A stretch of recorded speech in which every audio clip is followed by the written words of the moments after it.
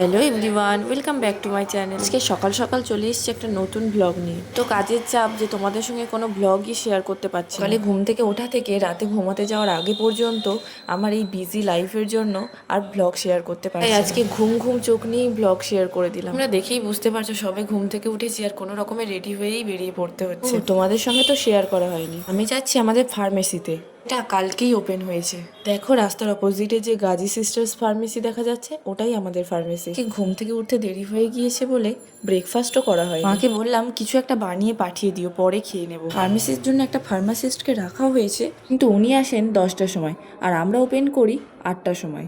তাই আমাদের কাউকে না কাউকেই 8টার সময় চলে আসতে হয়। নতুন ওপেন হয়েছে, এখনো সবকিছু সাজিয়ে ওঠা হয়নি, সব মেডিসিনও এখনো পর্যন্ত এসে পৌঁছায়নি, তাই এরকম ফাঁকা ফাঁকা লাগছে। আর পাশে এটা আমার দাদা ডেন্টাল চেম্বার, এটাও একদিন তোমাদের সঙ্গে শেয়ার করব।